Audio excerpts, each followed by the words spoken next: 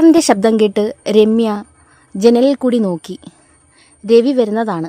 അവൾ പെട്ടെന്ന് തന്നെ കുഞ്ഞിനെ എടുത്ത് ഒക്കത്ത് വെച്ചു. കുഞ്ഞിനെ എടുത്ത് ഒക്കത്ത് വെച്ചാൽ രവിയെ സഹായിക്കാൻ ചെല്ലേണ്ട ആവശ്യമില്ലല്ലോ. അത് മനഃപൂർവ്വം ചെയ്തതാണ് അവൾ. രവി കാറിൽ നിന്നിറങ്ങാൻ നന്നായി ബുദ്ധിമുട്ടുന്നുണ്ടായിരുന്നു. ഒരു സൈഡിൽ അമ്മ സഹായിച്ചു, ഒരു സൈഡിൽ കാറിലെ ഡ്രൈവറും. അങ്ങനെ വല്ലച്ചാതിയും ബുദ്ധിമുട്ടി രവി പുറത്തിറങ്ങി. കയ്യിൽ വാക്കർ പിടിക്കുന്നുണ്ടായിരുന്നു. അമ്മ കാറിൽ നിന്ന് ഹോസ്പിറ്റലിൽ കൊണ്ടുപോയ തുണി സാധനങ്ങളും എടുത്തു കൊണ്ടുവന്ന് സിറ്റൗട്ടിൽ വെച്ചു. രമ്യ കുഞ്ഞിനെ ഒക്കത്ത് വെച്ച് ആ നിൽപ്പ് നിൽക്കുകയാണ്. അവൾ സഹായിക്കാൻ ചെന്നതേയില്ല. രവി വാക്കറും പിടിച്ചുകൊണ്ട് പതുക്കെ നടന്ന് സിറ്റൗട്ട് വരെ എത്തി. എന്തായാലും ഒരാളുടെ സഹായം വേണം. രമ്യയ്ക്ക് കണ്ടപ്പോഴേ മനസ്സിലായി, എന്നെക്കൊണ്ടൊന്നും പറ്റില്ല ഇങ്ങനെ സഹായിക്കാൻ. അവൾ മനസ്സിൽ ഓർത്തു. തന്നെത്താനെ ചെയ്യട്ടെ, അമ്മ സഹായിക്കട്ടെ, അല്ലെങ്കിൽ അദ്ദേഹം തന്നെത്താനെ ചെയ്യട്ടെ, അവൾ മനസ്സിൽ കുറിച്ചു. രവിയെ അമ്മ സഹായിച്ച് എങ്ങനെയെങ്കിലും അകത്തെത്തിച്ചു. അങ്ങനെ വാക്കറിൻ്റെ സഹായത്തോടെ രവി റൂമിലെത്തി. അമ്മ ഹോസ്പിറ്റലിൽ നിന്ന് കൊണ്ടുവന്ന സാധനങ്ങളെല്ലാം എടുത്ത് അകത്തേക്ക് പോയി. അമ്മയ്ക്ക് നല്ല ദേഷ്യം വന്നു അവളുടെ ആ നെപ്പ് കണ്ടപ്പോൾ. പക്ഷേ അമ്മ ഒന്നും സംസാരിച്ചില്ല. കാരണം രവി ഇപ്പോൾ വീട്ടിലുണ്ട്. എന്തെങ്കിലും സംസാരിച്ച് വഴക്കായാൽ അവൻ്റെ മനസ്സമാധാനമാണ് പോകുന്നത്. അതുകൊണ്ട് മാത്രം അവർ ഒന്നും മിണ്ടിയില്ല. രമ്യ കൊച്ചുമായി ഹാളിൽ തന്നെ ഇരുന്നു. രവിയുടെ അടുത്തേക്ക് പോയതേയില്ല. അമ്മ വന്ന് പറഞ്ഞു, രവി അകത്തേക്ക് പോയല്ലോ, നീ എന്ത് ഇവിടെ വന്നിരിക്കുന്നേ? അവൻ്റെ അടുത്തേക്ക് ചെല്ല്. ഞാൻ പോകാം, അവൾ പറഞ്ഞു. അമ്മ കുഞ്ഞിനെ രമ്യയുടെ കയ്യിൽ നിന്നെടുത്ത് രവിയുടെ അടുത്തേക്ക് പോയി. അമ്മ കുഞ്ഞിനെ കൊണ്ടുവന്ന് അവൻ്റെ അരികിലിരുത്തി. രവിയുടെ മുഖത്ത് ഒരു ചിരി വിടരുന്നത് അമ്മ കണ്ടു. എത്ര നാളുകൾക്ക് ശേഷമാണ് അവൻ്റെ മുഖത്തൊരു പുഞ്ചിരി വിടരുന്നത്. അവൻ ആവുന്നത് പോലെ കൊച്ചിനെ കൊഞ്ചിക്കാൻ നോക്കുന്നുണ്ട്. പാവം, എന്ത് ചെയ്യാനാ കുഞ്ഞിൻ്റെ കാര്യം. ഓപ്പറേഷൻ കഴിയുമ്പോൾ ഓക്കെ ആവുമായിരിക്കും, അമ്മ സ്വയം ആശ്വസിച്ചു. അങ്ങനെ കൊച്ചിനെ കൊഞ്ചിച്ചുകൊണ്ടിരുന്നു. കുറച്ച് കഴിഞ്ഞപ്പോൾ രമ്യ അകത്തേക്ക് ചെന്നു. കുഞ്ഞിനെ കുളിപ്പിക്കണമെന്ന് പറഞ്ഞ് എടുക്കാൻ ഭാവിച്ചു. രവി ഒന്നും മിണ്ടിയില്ല. രവിക്ക് രമ്യ കാണിക്കുന്ന അവഗണന നന്നായി മനസ്സിലാവുന്നുണ്ട്. അതിൻ്റെ കാരണവും നന്നായി മനസ്സിലാവുന്നുണ്ട്. പക്ഷേ അവൾക്കത് മനസ്സിലായിട്ടില്ല ഇതുവരെ. തനിക്ക് എങ്ങനെ അപകടം പറ്റിയെന്നും അതിൻ്റെ കാരണക്കാരാണ് ആരാണെന്നും അവൾക്കറിയില്ല. തനിക്ക് അപകടം പറ്റാൻ കാരണം തന്നെ അവളാണ്. എന്നിട്ട് അവൾ കാണിക്കുന്ന അവഗണന അവനോട് കാണിക്കുന്ന അതേ രീതിയിൽ തന്നെ അവനും കാണിക്കാൻ മനസ്സിൽ ഉറപ്പിച്ചു. താൻ എന്തിന് തന്നെ സ്നേഹിക്കാത്തവർക്ക് വേണ്ടിയിട്ട് വിഷമിക്കണം, കരയണം? ഇനി അങ്ങനൊരു പരിപാടിയില്ല. ഈ ഒരു അവസ്ഥയിൽ നിന്ന് താൻ രക്ഷപ്പെടട്ടെ, എന്നിട്ടാവാം ബാക്കി, അവൻ മനസ്സിൽ കുറിച്ചു. ഇനി അവളോട് ഒരു സ്നേഹവും കാണിക്കാനായി താൻ പോകില്ല. അവളുടെ പിറകെ വാലാട്ടി ചെല്ലാനും താൻ ഉദ്ദേശിച്ചിട്ടില്ല. രവി മനസ്സിൽ ഉറച്ചു. പഴയ ആ രവി അല്ലായിരുന്നു ഇപ്പോഴുള്ള രവി. ഒരുപാട് മാറി. ആ അപകടം തന്നെ ഒരുപാട് മാറ്റി, ഒരുപാട് ചിന്തിപ്പിച്ചു. ഹോസ്പിറ്റലിലെ ദിനങ്ങളെല്ലാം തനിക്ക് വലിയ വലിയ പാഠങ്ങളായിരുന്നുവെന്ന് രവിക്ക് തോന്നി. അതുകൊണ്ട് താൻ ഇനി പഴയ രവിയായിട്ട് ഒരിക്കലും നിൽക്കില്ല, അവൻ മനസ്സിൽ ഉറച്ചു. അമ്മ എന്തിനും ഏതിനും ഹെൽപ്പായിട്ട് രവിക്കൊപ്പം തന്നെ ഉണ്ടായിരുന്നു. അവന് വേണ്ടുന്ന കാര്യങ്ങളെല്ലാം ഭാര്യയായിരുന്നു ചെയ്യേണ്ടിയിരുന്നത്. പക്ഷേ ഭാര്യയുടെ സ്ഥാനത്ത് അവന് ശൂന്യത മാത്രമായിരുന്നു. അവനത് ആഗ്രഹിച്ചതുമില്ല. അമ്മയുടെ സഹായം മാത്രമാണ് അവൻ ആഗ്രഹിച്ചത്. അവൾ തൻ്റെ റൂമിലേക്ക് വരികയോ തൻ്റെ അടുത്തേക്ക് വന്നിരിക്കുകയോ തൻ്റെ കൈകളിലേക്ക് ഒന്ന് സ്പർശിക്കുകയോ ചെയ്യരുതേ എന്നായിരുന്നു അവൻ്റെ പ്രാർത്ഥന. താൻ ഈ ഒരവസ്ഥയിൽ നിന്നും രക്ഷപ്പെടുന്നത് വരെ അവൾ തന്നെ സഹായിക്കാനോ ഒന്നിനും തൻ്റെ അടുത്തേക്ക് വരല്ലേ എന്നായിരുന്നു അവൻ്റെ മനസ്സിലെ ചിന്ത മുഴുവൻ. അമ്മ സഹായിക്കാനുണ്ടല്ലോ, അത് തന്നെ ഒരു ആശ്വാസം. അമ്മ എന്തിനും ഏതിനും അവൻ്റെ കൂടെ തന്നെ ഉണ്ടായിരുന്നു. മോനെ, നിനക്ക് എന്തെങ്കിലും സഹായം വേണോ, അല്ലെങ്കിൽ എന്തോ മോന് ഇഷ്ടമുള്ള എന്തെങ്കിലും ആഹാരം വെച്ച് തരട്ടെ എന്ന് പറഞ്ഞ് അമ്മ എപ്പോഴും കൂടെയുണ്ട്. രവിക്ക് ആകെപ്പാടെ ഒരു ബുദ്ധിമുട്ട് തോന്നിയത് ബാത്റൂമിൽ പോകുന്നതിനായിരുന്നു. കാര്യം വാക്കർ അകത്തേക്ക് കടക്കാൻ പാടായിരുന്നു. അതവൻ നന്നായി കഷ്ടപ്പെട്ടു. അമ്മയെ സഹായത്തിന് വിളിക്കാനും പറ്റില്ലല്ലോ. അവൻ ഒരുപാട് കഷ്ടപ്പെട്ടു. എങ്കിലും അവളെ വിളിക്കാൻ അവൻ്റെ മനസ്സനുവദിച്ചില്ല. അവളുടെ ഒരു സഹായവും വേണ്ട. താൻ ബാത്റൂമിൽ വീണായാലും ശരി തന്നെ അവളുടെ സഹായം വേണ്ടെന്ന് അയാൾ മനസ്സിലുറച്ചു. അങ്ങനെ ഒരുപാട് കഷ്ടപ്പെട്ട ദിവസങ്ങൾ കടന്നുപോയി. രമ്യയുടെ ഭാഗത്തു നിന്ന് അവനൊരു സഹായവും ഉണ്ടായില്ല. തുണിയൊക്കെ കഴുകി കൊടുത്തത് അമ്മ തന്നെയായിരുന്നു.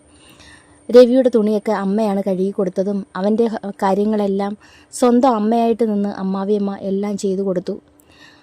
അതിനിടയ്ക്ക് അടുക്കളയിൽ വെച്ച് രമ്യയും അമ്മയും തമ്മിൽ ഉടക്കുണ്ടായി. നിനക്ക് എന്താണ് അവനോട് ഇത്ര അവഗണന? നീയല്ലേ അവൻ്റെ ഭാര്യ.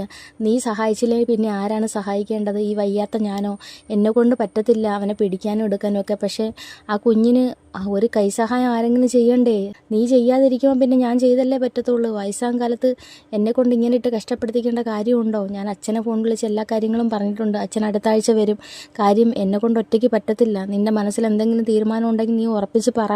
നിനക്ക് എന്താണ് പ്രശ്നം? ഇങ്ങനെ അവനോട് ഈ അവഗണന കാണിക്കേണ്ട കാര്യം എന്താണ് നിനക്ക് എന്തെങ്കിലും പ്രശ്നമുണ്ടോ? അതോ നിനക്ക് ഇനി ആരെങ്കിലും ഇഷ്ടമാണോ? എന്ത് തന്നെയാണെങ്കിലും നീ തുറന്ന് പറ. പാവം പിടിച്ച ചെറുക്കൻ്റെ ജീവിതം നീ ഇല്ലാതെയാക്കരുത്. മൂത്ത മോള് കാരണം അവൻ്റെ ജീവിതം ഇങ്ങനെയായി. അത് അവളൊരു പ്രശ്നക്കാരിയല്ലായിരുന്നു. അസുഖം മൂലം അവന് നഷ്ടപ്പെട്ട്. പക്ഷേ അവൾക്ക് അവനെ ഭയങ്കര ജീവനായിരുന്നു. അപ്പോൾ നിന്നെ ഞാനായിട്ട് നിർബന്ധിച്ച് കല്യാണം കഴിപ്പിച്ച് നീ സന്തോഷത്തോടെ പോയിക്കൊണ്ടിരുന്ന നിങ്ങൾക്കൊരു കുഞ്ഞും ഉണ്ടായതില്ലേ? പിന്നെ നീ ഇപ്പോൾ എന്തിനാണ് അവനോട് ഈ അവഗണന കാണിക്കുന്നത്? അതിൻ്റെ കാരണമാണ് ഞാൻ ചോദിക്കുന്നത്. അമ്മ ദേഷ്യപ്പെട്ടു. ഒരു കാരണവും ഇല്ലെന്നല്ലേ പറഞ്ഞത്? എന്നോടൊന്നും ചോദിക്കരുത് ഇപ്പോൾ. എനിക്ക് പറയാനൊട്ട് മനസ്സുമില്ല. എനിക്ക് അദ്ദേഹത്തിനെ നോക്കാൻ പറ്റത്തില്ല. അമ്മയ്ക്ക് വേണമെന്നുണ്ടെങ്കിൽ അമ്മ നോക്കിക്കോ. എനിക്ക് പറ്റത്തില്ല, അവൾ തറപ്പിച്ച് പറഞ്ഞു. അവരുടെ മനസ്സ് തകരുന്നതുപോലെ അവർക്ക് തോന്നി. ഭഗവാനെ, താനെടുത്ത തീരുമാനം തെറ്റായിരുന്നോ? അവൻ്റെ ജീവിതം പോയല്ലോ എന്നവർ മനസ്സിൽ ഓർത്തു. ഇനിയിപ്പോൾ പറഞ്ഞിട്ട് കാര്യമില്ല. എങ്ങനെയെങ്കിലും കുഞ്ഞിനെ ഈ അവസ്ഥയിൽ നിന്ന് രക്ഷിക്കണം, അവർ മനസ്സിൽ ഉറപ്പിച്ചു. ഒരു ഓപ്പറേഷൻ അർജൻറ്റായിട്ട് വേണമെന്ന് ഡോക്ടർമാർ പറഞ്ഞിട്ടുണ്ട്. പക്ഷേ അവന് ഈ അവസ്ഥയിൽ നിന്ന് മാറ്റം ഉണ്ടെങ്കിൽ തൽക്കാലം ഓപ്പറേഷൻ വേണ്ട. മാറ്റങ്ങളില്ല എന്നുണ്ടെങ്കിൽ ഓപ്പറേഷൻ വേണമെന്നാണ് പറഞ്ഞേക്കുന്നത്. പക്ഷേ മാറ്റം കാണുന്നുണ്ട്. അവൻ്റെ കാര്യങ്ങളൊക്കെ അവൻ തന്നെ മാക്സിമം ചെയ്യാൻ നോക്കുന്നുണ്ട്. വാക്കറിൻ്റെ സഹായത്തോടെയൊക്കെ അവനൊരു കാര്യത്തിനും തന്നെ വിളിക്കുന്നില്ല. പാവം എൻ്റെ കുഞ്ഞ്. അവർക്ക് ഉള്ളിൻ്റെ ഉള്ളിൽ പിടയുന്നത് പോലെ തോന്നി. അവനെ ഒരിക്കലും ഒരു മരുമകനായിട്ട് കണ്ടിട്ടില്ല. അവൻ തൻ്റെ ഫാമിലിയിൽ വന്ന് കയറിയതിന് ശേഷം മൂത്ത മകളുടെ ഭർത്താവായിട്ടാണ് വന്ന് കയറിയതെങ്കിൽ അന്ന് തൊട്ടേ എൻ്റെ മോൻ തന്നെയാണ് അവൻ. ഇന്നും അതിനൊരു മാറ്റവുമില്ല. തൻ്റെ മൂത്ത മകൾ നഷ്ടപ്പെട്ട് രണ്ടാമത്തെ മകൾ താണ്ടിപ്പോൾ ഇങ്ങനെയൊക്കെ കാണിക്കുന്നു. തൻ്റെ 2 മക്കൾ കാരണവും തൻ്റെ മരുമകനല്ല മകൻ. അങ്ങനെ എനിക്ക് അവനെ പറയാൻ പറ്റൂ. അവൻ്റെ ജീവിതം ഇങ്ങനെ ആയതിൽ ആ അമ്മ വിലപിക്കുകയായിരുന്നു. എങ്ങനെ ഈ അവസ്ഥ മറികടന്നേ പറ്റൂ. അവന് വേണ്ടുന്ന എല്ലാ പിന്തുണയും ആ അമ്മയ്ക്ക് വയ്യെങ്കിലും അമ്മ ചെയ്യുന്നുണ്ടായിരുന്നു. കുറച്ച് രവിക്കും മനസ്സിലാവുന്നുണ്ട് അമ്മ തന്നെ എത്രത്തോളം സ്നേഹിക്കുന്നു എന്ന്. തൻ്റെ സ്വന്തം അമ്മ പോലും തന്നെ ഇങ്ങനെ സ്നേഹിച്ചിട്ടില്ല. ഒരു ഭാഗ്യം തന്നെയാണ് തൻ്റെ ഈ അമ്മ.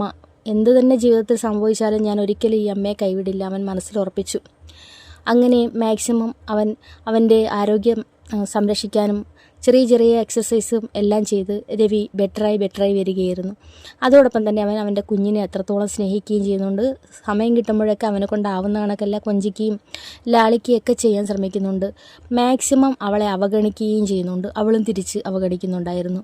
അവൾക്കിപ്പോൾ റൂമിൽ രവി കിടക്കുന്നത് കൊണ്ട് മനോജുമായിട്ട് അധികം സംസാരിക്കാൻ പറ്റുന്നില്ല. ഭർത്താവിന് വയ്യാത്തപ്പോൾ താൻ കോളേജിൽ പോകുന്നത് അയൽക്കാർ കണ്ട് എന്തെങ്കിലും പറയുമെന്ന് കരുതി അവൾ ഇത്ര ദിവസം പിടിച്ചു നിന്നു. ഇനി അത് പറ്റില്ല, അവൾക്ക് കോളേജിൽ പോയേ പറ്റൂ. മനോജിനോട് ചാറ്റ് ചെയ്യുന്നുണ്ടെങ്കിലും മനോജിനെ കാണാത്തതിൻ്റെ ഒരു വീർപ്പ് മുട്ടൽ അവൾക്ക് നന്നായിട്ടുണ്ടായിരുന്നു. അവൾ അമ്മയോട് പറഞ്ഞു, ഞാൻ കോളേജിൽ പോകുന്നു നാളെ തൊട്ട്. അമ്മ പറഞ്ഞു, അതെങ്ങനെ ശരിയാവും? രവിയുടെ കാര്യം അല്ലെങ്കിൽ ഞാനാണോ നോക്കുന്നത്? അമ്മ തന്നെയല്ലേ നോക്കുന്നത്. ഇനി അമ്മ തന്നെ അങ്ങ് നോക്കിയാൽ മതി. ഞാൻ നിർബന്ധിച്ച് കല്യാണം കഴിച്ചതൊന്നും അല്ലല്ലോ, അമ്മയുടെ നിർബന്ധം കാരണം കിട്ടിയതല്ലേ. ഇനി അമ്മ അനുഭവിച്ചോ. എനിക്ക് കോളേജിൽ പോയേ പറ്റൂ. അവളുടെ ആ വാശിക്ക് മുന്നിൽ അമ്മയ്ക്കൊന്നും പറയാൻ പറ്റിയില്ല. എന്താണോ ഇവൾക്ക് ഇത്രയും മാറ്റങ്ങളെന്നാണ് ആ അമ്മ ആലോചിച്ചത്. അങ്ങനെ നേരം വെളുത്ത് അമ്മ എല്ലാ ജോലികളും ചെയ്തു.